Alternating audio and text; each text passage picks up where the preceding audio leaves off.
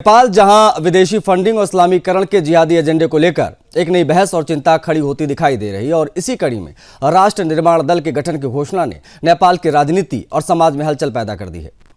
नेपाल में मुस्लिम आयोग के भूतपूर्व अध्यक्ष शमीम अंसारी ने जैसे ही राष्ट्र निर्माण दल के गठन की घोषणा की, वैसे ही हिंदुओं के बीच आक्रोश आशंकाएं सामने आने लगी। इस दल के नाम और उद्देश्य को लेकर सवाल खड़े किए जा रहे हैं और कहा जा रहा है कि राष्ट्र निर्माण दल के नाम पर जिहादी निर्माण दल जैसा ढांचा तैयार किया जा रहा है। उसके संकेत मिले हैं, क्योंकि राष्ट्र निर्माण दल केवल सुनने में ही राष्ट्रभक्ति का भ्रम देता है। इसका वास्तविक एजेंडा इस्लामीकरण और जिहाद है। इस पूरे घटनाक्रम को विदेशी फंडिंग से भी जोड़कर देखा जा रहा है और ये आरोप सामने आए हैं कि नेपाल की भोली भाली जनता को पैसों की ताकत से प्रभावित करने का प्रयास किया जा रहा है। यही कारण है कि नेपाल में ये चर्चा काफी तेज है। क्या ये गतिविधि नेपाल के सामाजिक संतुलन और सांस्कृतिक ढांचे को प्रभावित करने की दिशा में बढ़ रही है? यही नहीं, शमीम अंसारी की नागरिकता पर भी सवाल उठ रहे हैं। यह कहा जा रहा है कि शमीम अंसारी की नागरिकता की जांच यदि सही तरीके से कराई जाए तो उसके स्वयं के दस्तावेजों पर गंभीर प्रश्न खड़े हो सकते हैं। अगर सही से शमीम अंसारी का नागरिकता जांच करा दी जाए तो वो खुद फर्जी रिफ्यूजी साबित हो जाएगा। इसी आधार पर यह मांग उठ रही है कि किसी भी राजनीतिक गतिविधि से पहले उसके नागरिकता पृष्ठभूमि की निष्पक्ष जांच होनी चाहिए। आरोप भी लगाए जा रहे हैं कि मुस्लिम आयोग से बाहर आने के बाद अब तक नए राजनीतिक मंच के माध्यम से जिहादी एजेंडे को आगे बढ़ाने की कोशिश की जा रही है। नेपाल में अराजकता फैलाने की आशंका जताई जा रही है। यही वजह है कि नेपाल में यह सवाल जोर पकड़ रहा है कि ये कदम राष्ट्र निर्माण की दिशा में है या फिर किसी इस्लामिक उद्देश्य की ओर संकेत कर रहा है। इन तमाम परिस्थितियों के बीच नेपाल सरकार से ये मांग सामने आ रही है कि ऐसे दलों और गतिविधियों पर गंभीरता से नजर रखी जाए और आवश्यकता पड़ने पर कड़े कदम उठाए जाएं, क्योंकि हिंदुओं के देश नेपाल में किसी भी तरीके की अराजकता फैलाने वाली जिहादी गतिविधियों की निष्पक्ष और गहनता से जांच होनी चाहिए, ताकि सामाजिक सौहार्द और राष्ट्रीय स्थिरता बनी रहे। आज नेपाल में छाई इसी जिहादी और विदेशी फंडिंग की परछाई पर डिटेल में बात करेंगे।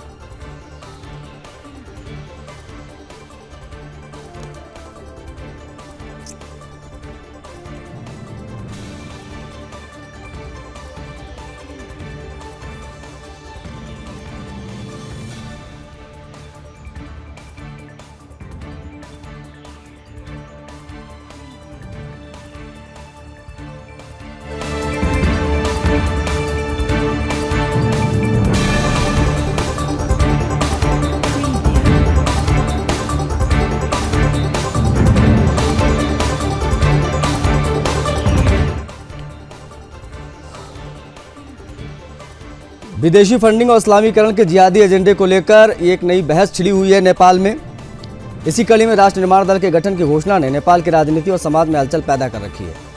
पुनः आपको एक खबर हम बता रहे हैं। नेपाल में मुस्लिम आयोग के भूतपूर्व अध्यक्ष शमीम अंसारी ने जैसे ही राष्ट्र निर्माण दल के गठन की घोषणा की, वैसे ही हिंदुओं के बीच आक्रोश आशंकाएं सामने आने लगी। इस दल के नाम और उद्देश्य को सवाल खड़े किए जा रहे हैं और कहा जा रहा है कि राष्ट्र निर्माण दल के नाम पर जिहादी निर्माण जैसा ढांचा वो तैयार यहाँ किया जा रहा है।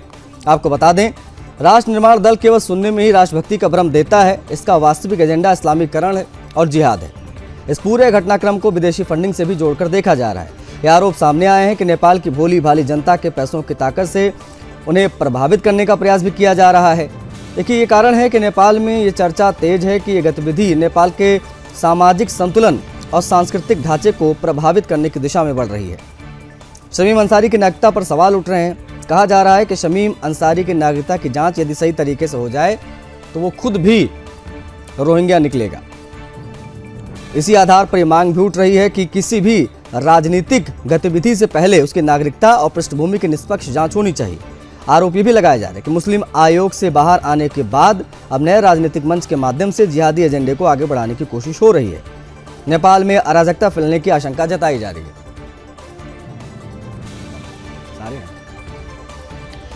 राष्ट्र निर्माण के नाम पर ये चल क्या रहा है नेपाल में, आज हम उसकी कर रहे हैं बात। पूरा पैनल हमारे साथ कनेक्ट हो गया। आपको बता दें, शाहिद सिद्दीकी हमारे साथ मुस्लिम स्कॉलर जुड़ गए, उनसे हम बातचीत करेंगे।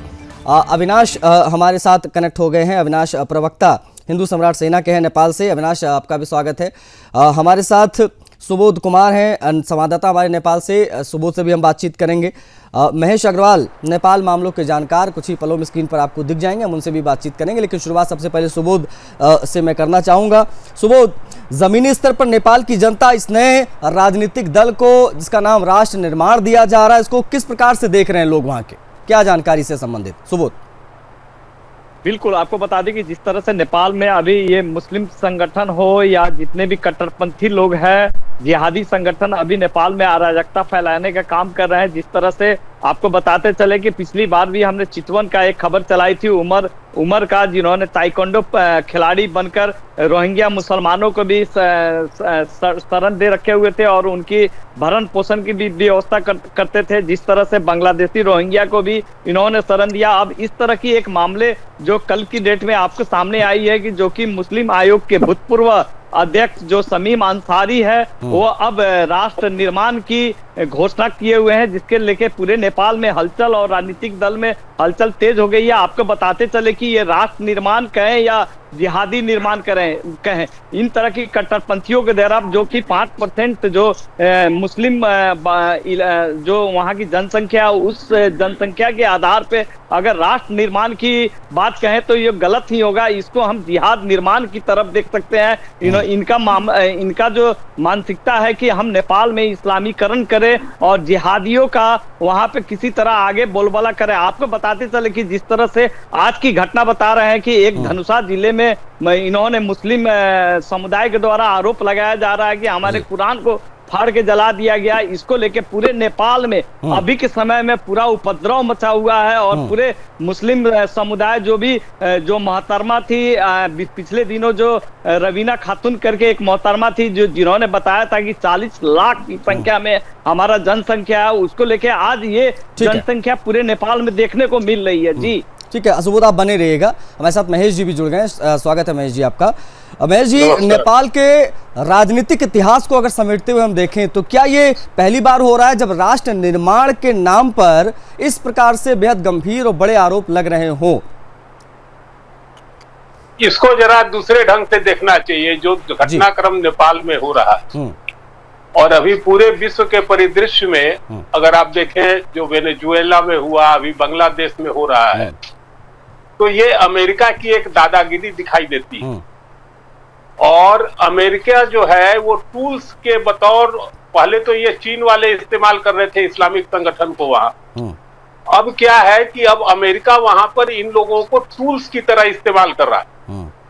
और नेपाल का भविष्य जो भी दिखाई देता है वो बांग्लादेश के भविष्य से जुड़ता हुआ दिखता है। और इनका मकसद क्या, देखिए जो भी घटनाक्रम हो रहा है, नेपाल को बर्बाद किया गया है। नेपाल को बर्बाद करने के पीछे मकसद क्या है? कोई तो कोई एम है, कोई ना कोई लक्ष्य है। तो मैं विगत 10 वर्षों से ये कह रहा हूं कि चिकन नेक पे खतरा बढ़ता जा रहा है। चिकन नेक जो नेपाल और बांग्लादेश के बीच में एक 22-23 किलोमीटर की पट्टी है, इनका मकसद है कि नेपाल को अफगानिस्तान बना के, जिस प्रकार 70 और 80 के दशक में अफगानिस्तान में अमेरिका ने एंट्री मारी और रसिया को ब्रेक किया 92-93 में जाके, तो सेम मॉड्यूल दिखाई देता है। अगर गंभीरता से अगर आप इसका विश्लेषण करेंगे जी, तो ये अफगानिस्तान का मॉड्यूल है जो 1980 के दशक में था। तो आबादी बढ़ा के, और आज जो झापा जिला जो है वो चिकन नेक के करीब है नेपाल में, तो आप देखेंगे कि जितनी भी इस्लामिक गतिविधियां हो रही है वो उसी इलाके में हो रही है, पूर्वांचल में हो रही है, जो नेपाल का पूर्वी भाग है। तो अल्टीमेट जो लक्ष्य है इनका, ये लक्ष्य इनका जो है वो है बांग्लादेश को नेपाल से जोड़ के भारत का एक विभाजन करना। ठीक है, हम इस पर आएंगे महेश जी, इस पर और विस्तार से बात करेंगे। प्लीज आप बने रहिएगा। एक बार ओपनिंग रिमार्क हो जाए। हमारे साथ शोएब जी भी हैं, मुस्लिम स्कॉलर, उनसे भी हम बातचीत करेंगे, और हिंदू सम्राट सेना नेपाल से अविनाश यादव भी है। अविनाश, क्या ये वाकई बड़ी चिंता का विषय है? विदेशी फंडिंग, इस्लामीकरण के जिहादी एजेंडे को लेकर एक नई बहस, एक नई चिंता खड़ी होती दिखाई दे रही है नेपाल में, इसको किस प्रकार से देखा जाए? जी, सभी को मेरी तरफ से नमस्कार जी। और जिस विषय पर आज हम लोग जो डिबेट कर रहे हैं वो काफी संगीन विषय है। नेपाल के संदर्भ में लिया जाए तो पिछले कुछ सालों में इन लोगों का जो गतिविधि रहा है वो बहुत शंकास्पद रहा है। अब जैसे आप लोगों ने शुरू में भी बताया, ये तो सही बात है कि जो मुस्लिम आयोग के भूतपूर्व अध्यक्ष है शमीम अंसारी, उनके नागरिकता के विषय पर भी बहुत बार चर्चा हुआ है, पर जो संबंधित निकाय है ये इस संबंध में वो बिल्कुल खामोश है।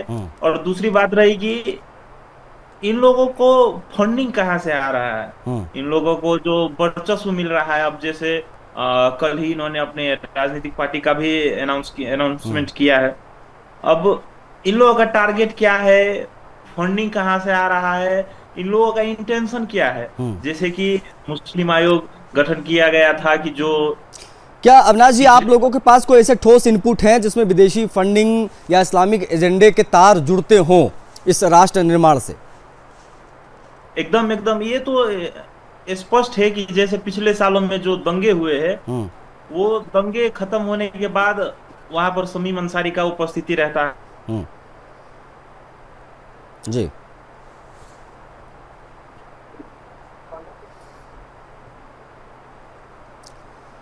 ठीक है, आवाज़ नहीं आ रही, कुछ दिक्कत है वहाँ पे, हम कोशिश करेंगे जुड़ने की। शोएब जी हमारे साथ हैं। शोएब भाई, राष्ट्र निर्माण दल के नाम पर, उसके उद्देश्य पर जिहादी एजेंडे की बात सामने आ रही है। अविनाश मैं आ रहा हूँ, अब आ रहा हूँ, मैं शोएब जी से सवाल ले लिया हूँ, प्लीज़ मैं अलॉट कराऊंगा।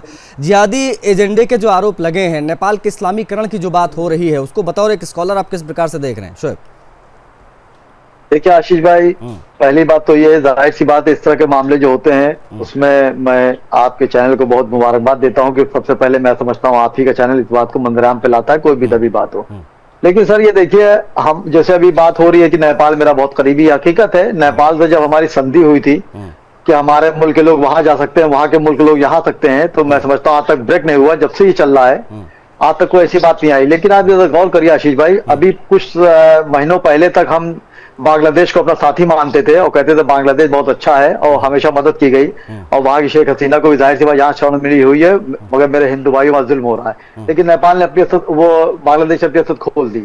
तो नेपाल में जो मामला चल रहा है, जाहिर सी बात शमीम जो मामला कर रहे हैं उसके पीछे जांच हो रही है, ऐसा नहीं है कि नहीं जांच नहीं हो रही, हुकूमत आपकी है जिस तरह के। और जहां तक आशीष भाई, मैं हमेशा एक बात कहता हूँ, मैंने हमेशा कभी किसी के धर्म के ऊपर उंगली नहीं उठाई। तो आप लोग अक्सर ये बात कह देते हैं, मैं टारगेट नहीं कर रहा हूँ, जनरल बात बता रहा हूँ कि जो आप लोग जिहाद को ले आते हैं, तो जिहाद एक अच्छा लफ्ज होता है। जाहिर सी बात शमीम जी जो काम कर रहे हैं उसकी भी जांच चल रही है, अगर उनका टेंशन क्या ये देखा जाएगा। और जहां तक फंडिंग की बात है, तो मैं ये कह रहा हूँ कि उनके अकाउंट होंगे, ऐसा नहीं है कि लेन देन हाथ से हो रहा है, अकाउंट उसको आप चेक कराइए कहाँ से फंडिंग आ रही है, कहाँ से नहीं आ रही। किसी देश का, किसी क्षेत्र का इस्लामीकरण करना, क्या ये भी जिहाद में आता है कि नहीं आता है? शोएब से देखिए मैं वही आशीष भाई, खैर मैं आपको इसलिए बहुत पसंद भी करता हूं क्योंकि आप सवाल बहुत अच्छे निकाल के बीच से लाते हैं, और अच्छी बात भी है। जब तक तकलीफ हो या इस तरह की बात ना हो तो मजा नहीं आता है बात कहने का। देखिए होता क्या है, मैंने हमेशा एक बात कही कि इस्लाम ने हमेशा मोहब्बत फैलाया है और मोहब्बत से ही काम हुआ है। किसी भी धर्म में आप चले जाए, सिर्फ मुस्लिम धर्म नहीं, हिंदू धर्म ले लें, ईसाई धर्म ले लें, बौद्ध धर्म ले लें, किसी भी धर्म में जुल्म, जाति, नफरत का कहीं जगह नहीं है। तो अगर कोई भी अगर इस तरह मैं समझता हूँ जाति करता है या बेवकूफ बना के इस तरह के कोई काम करता है, तो मैं समझता हूँ गलत है और गलत होना भी चाहिए। लेकिन जहां तक फंडिंग की बात आ रही बार बार, देखिए अभी हम आप हवा में बात कर रहे हैं, अभी क्लियर सबूत सामने नहीं आ पाए हैं कि उनका एजेंडा क्या है, इसके पीछे कौन कौन लगे हुए हैं। अभी आप देखिएगा मंजराम पर आशीष भाई, जब पर्दे खुलेंगे तो कहीं ना कहीं वहां पर बड़े बड़े नेता उनके सामने आएंगे जो उनके पीछे कहीं ना कहीं हाथ लगाए बैठे होंगे। चूंकि इस तरह के लोग जब कोई काम करते हैं तो कहीं ना कहीं उस हुकूमत, जो भी मुल्क हो, उस हुकूमत के बड़े बड़े लीडर का पीछे हाथ होता है, इसलिए बेबाकी से काम करते हैं। लेकिन मैं हमेशा इस बात को मुखालफत करता हूं कि जोर जबरदस्ती से कोई भी काम किया जाएगा वो जायज नहीं है, चाहे किसी मुल्क में हो चाहे किसी धर्म में हो। ठीक है, अब आप बने रहेगा। सुबोध हमारे साथ है, हमारे संवाददाता है, नेपाल से सीधा जुड़े हुए हैं। सुबोध, क्या विदेशी फंडिंग या एनजीओ के आड़ में इस प्रकार के नेटवर्क पहले भी सामने आए हैं क्या नेपाल में? इससे संबंधित क्या जानकारियां हैं, इस प्रकार की गतिविधियां देखने को मिली हैं क्या सुबोध? बिल्कुल, आपको बता दें कि जिस तरह से काठमांडू में एक मस्जिद की जो शिलान्यास हुए थे और उसमें बांग्लादेश का जो एक वहां के मुस्लिम कार्यकर्ता भी वहां आके शिलान्यास किए हुए थे, और उन्होंने खुद से बताया कि हम वहां पे जो हिंदुओं के बाहुल्य इलाके में जो मस्जिदें बनाई। अविनाश जी, नेपाल सरकार से क्या मांग रहेगी आप लोगों की, जरा बताइए, और क्या इसकी नागरिकता की जांच भी होनी चाहिए, इसको लेकर क्या कर रहे हैं आप, हिंदू सम्राट सेना?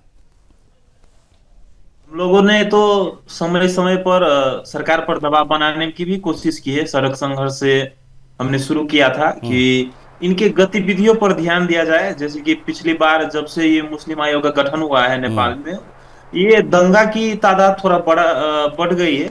और इसमें जो एक प्री प्लान तरीके का जो होता है, जो इंडिया का मॉडल है, जो हिंदू की यात्रा जा रही हो तो छत से पत्थर मारने का, सेम उसी मॉडल का। और ये इन लोगों का गतिविधियों का कुछ सरकार को निगरानी रखना चाहिए। और संबंधित निकाय से भी हम सड़क संघर्ष के मार्फत से ही हम लोगों ने बहुत बार दबाव बनाने की भी कोशिश की है जी। और जो विषय रही नागरिकता की, इस विषय पर भी हम लोगों ने बहुत बार दबाव, अभी भी दबाव बना ही रहे। आपके चैनल के मार्फत से भी हम कहना चाहेंगे कि इन लोगों का जो गतिविधि है, नागरिकता हो गई, इन पर छानबीन होना चाहिए। और ये जो राष्ट्रीय निर्माण दल इन्होंने गठन किया है, कल ही इन्होंने अपनी पार्टी का अनाउंसमेंट किया है, ये कदापि भी ये राष्ट्रीय निर्माण के लिए नहीं है। इसमें अपनी जो इन लोगों का जो इंटेंशन है, इन लोगों का जो मकसद है, ये पूरा करने के लिए ही ये लोगों ने ये खोला है। ठीक है, ओके, आप बने रहिएगा। महेश जी, ये जो पूरा मामला है, राष्ट्र निर्माण दल का जो इस शमीम ने वहाँ पर इसकी घोषणा की है, क्या इसको सिर्फ एक राजनीतिक महत्वाकांक्षा कहकर भूल जाना ठीक रहेगा, या एक संगठित कोई वैचारिक एजेंडा है जो नेपाल में, सिर्फ नेपाल के परिदृश्य में अगर मैं आपसे समझूं तो वहाँ लागू करने की शुरुआत हो गई है? हमने दिखाया किस प्रकार से नेपाल क्रिकेट टीम का जो है इस्लामीकरण हुआ, किस प्रकार से 5% की मुस्लिम आबादी, उसमें 6 खिलाड़ी खेल रहे हैं नेपाल क्रिकेट टीम में, और इस प्रकार की राजनीतिक महत्वाकांक्षाओं के माध्यम से जो ये तमाम इस्लामिक जो एजेंडा है उसको सेट किया जा रहा है। इन तमाम चीज़ों को परिप्रेक्ष्य में आप बेहतर बता पाएंगे महेश अग्रवाल जी। देखिए, थोड़ा सा मैं किसी चीज को एक अलग ढंग से विश्लेषण करता हूं उसका।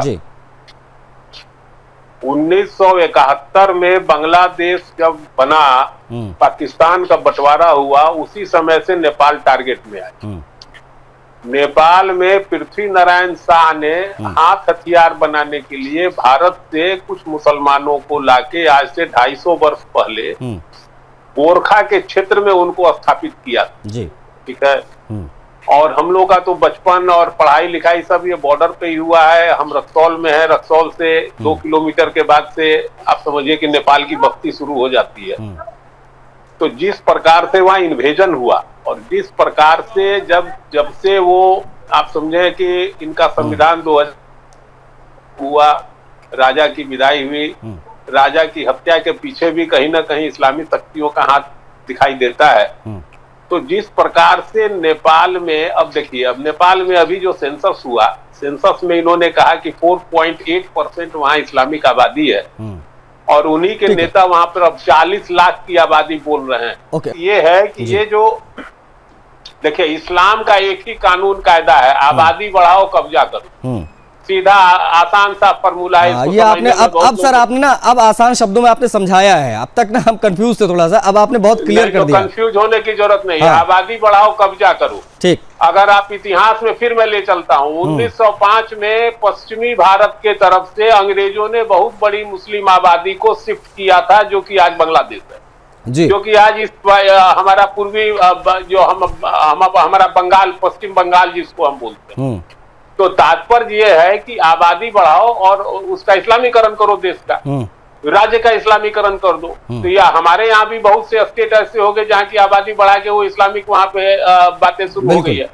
तो तात्पर्य ये बनता है कि आज जो भी शमीम अंसारी हो, कोई भी हो, तो ये सब टूल्स हैं।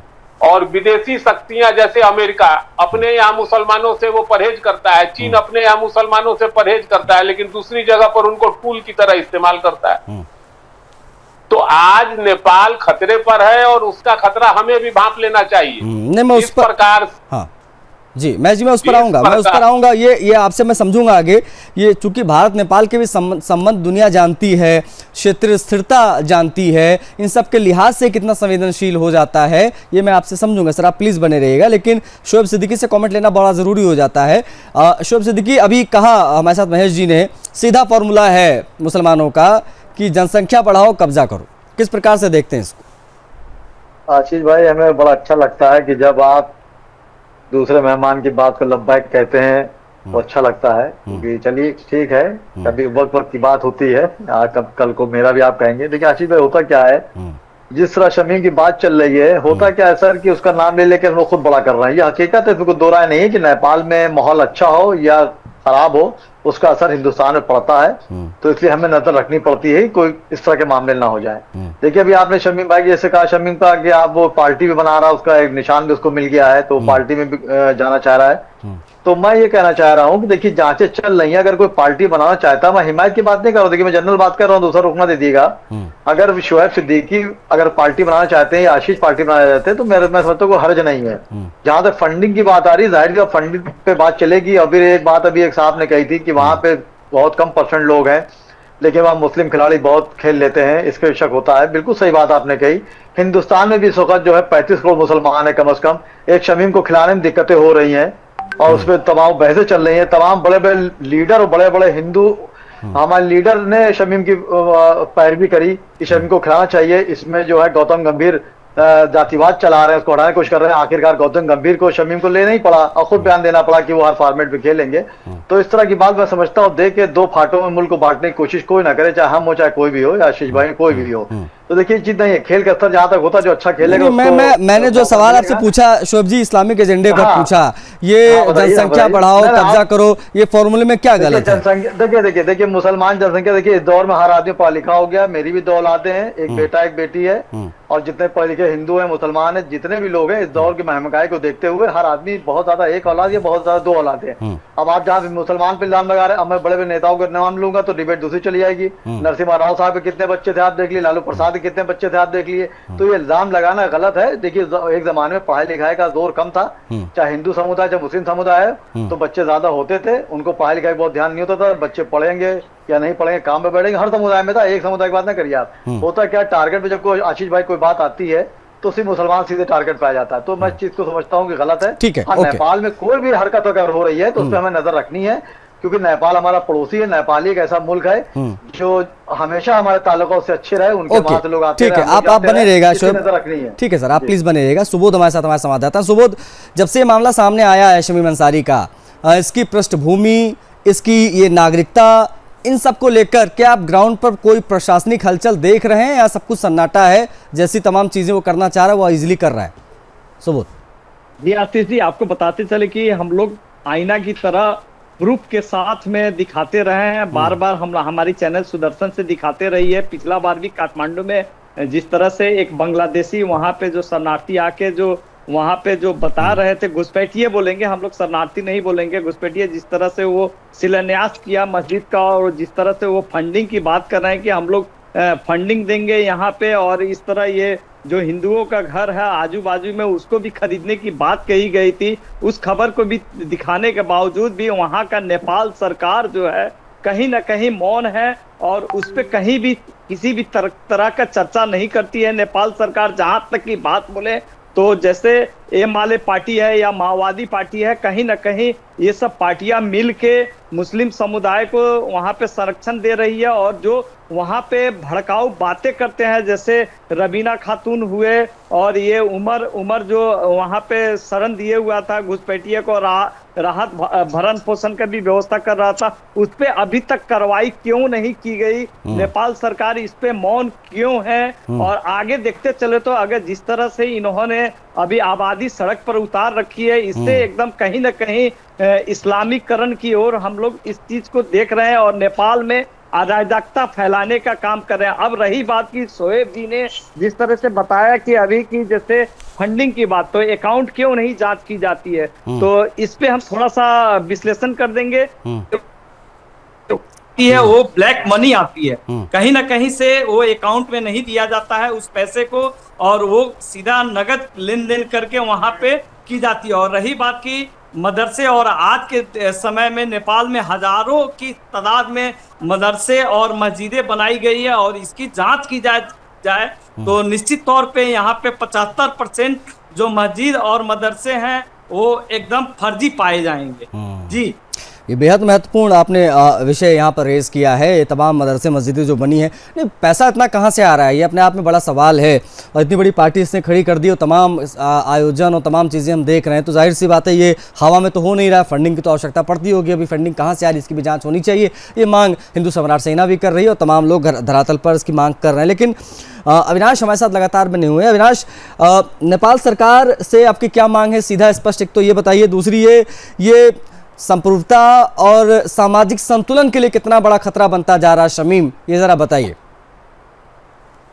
जी, जैसा कि मैंने पिछली बार भी बताया था कि सरकार तो एकदम अभी का सरकार जो एकदम अनस्टेबल है और संबंधित निकाय भी पता नहीं किस चीज में लगे हैं, जो कि हम बार-बार पूरा ऑल ओवर नेपाल से आवाज उठता है कि इन लोगों पर कड़ी से कड़ी निगरानी रखी जाए। जैसे कि पिछली बार की बात है, जब रोहिंग्या को बचाने के लिए जब सारा देश में भागम भाग था उन लोगों का, उधर से भाग रहे थे। नेपाल में भी बहुत से रोहिंग्या घुसपैठ घुसे हैं। यहाँ काठमांडू में भी आप स्पष्ट देख सकते हैं कि वो लोग इलीगली यहाँ पे रह रहे हैं। और उन लोगों को बचाने के लिए ये जो मुस्लिम आयोग ने बहुत एक्टिव है इस तरह के गतिविधियों में उन लोगों को बचाने के लिए। और हम सरकार से हमारा सिर्फ एक ही मांग है कि इन लोगों का इस तरीके की गतिविधि पे निगरानी रखी जाए और इनसे स्पष्टीकरण मांगा जाए कि तुम जी ठीक है। मेरे पास